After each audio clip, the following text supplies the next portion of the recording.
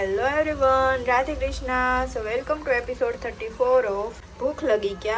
तो આજે આપણે બનાવવાના છે રો બનાના ભજીયા।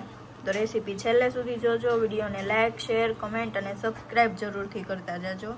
જો રો બનાના ભજીયા બનાવવા માટે મેં અહીંયા સૌથી પહેલાં બનાના લઈ લીધા છે, ત્યારબાદ અહીંયા મેં અજમા લઈ લીધા છે, મરી પાવડર લીધો છે, આખા ધાણા લીધા છે, આખું જીરું લીધું છે અને ચણાનો લોટ લીધો છે અને બાકી આપણે બેઝિક મસાલા એડ કરવાના છે। તો ચાલો રેસીપી શરૂ કરી।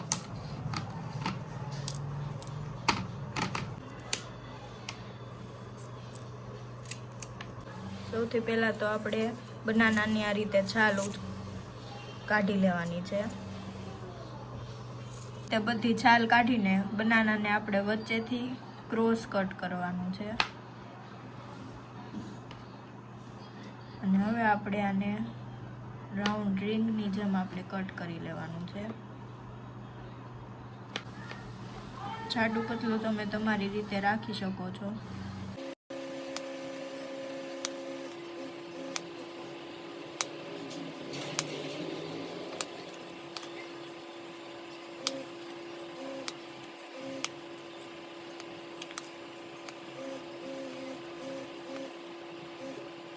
તો જો આ રીતે આપણે બધા બનાનાને કટ કરી લેવાના છે। તમારે રાઉન્ડ શેપમાં ન કટ કરવું હોય તો તમે લાંબી ચીર પણ કટ કરી શકો છો। આપણે જે રીતે બટેકાની વેફર પાડી એ રીતે પણ કરી શકો છો।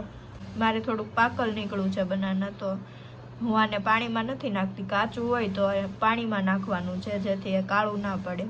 હવે જે આપણે આખા ધાણા લીધા હતા એ, અજમા અને આખું જીરું, આ ત્રણેયને આપણે શેકી લેવાનું છે। સ્મેલ આવવા મળે ત્યાં સુધી શેકવાનું છે સારી રીતે।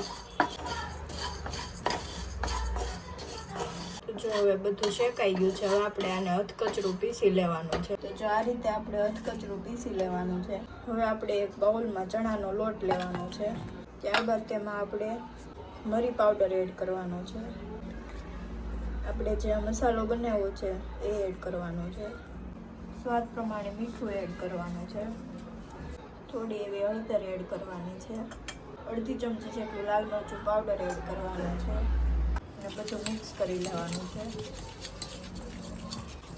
હવે આપણે આનું જાડું બેટર તૈયાર કરવાનું છે, તો થોડું થોડું પાણી એડ કરીને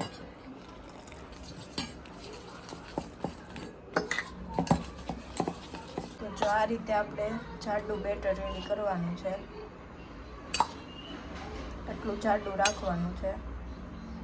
હવે આપણે બનાનાને આ રીતે બેટરમાં એડ કરવાના છે। અહીંયા મેં તેલ પણ ગરમ થવા માટે મૂકી દીધું છે, આવી ગયું છે। તો હવે આપણે ભજીયા પાડી દેવાના છે, આ રીતે બેટર લગાવીને તળી લેવાના છે।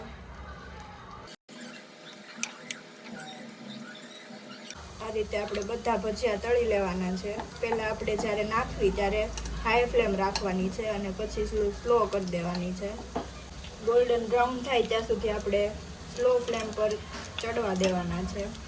તો જો આ રીતે ગોલ્ડન બ્રાઉન થાય ત્યાં સુધી આપણે તળાવા દેવાની છે। તો તૈયાર છે આપણા રો બનાના ભજીયા। રેસીપી ગમી હોય તો લાઈક, શેર, કમેન્ટ અને સબસ્ક્રાઈબ કરવાનું ભૂલતા નહીં। રાધે કૃષ્ણ।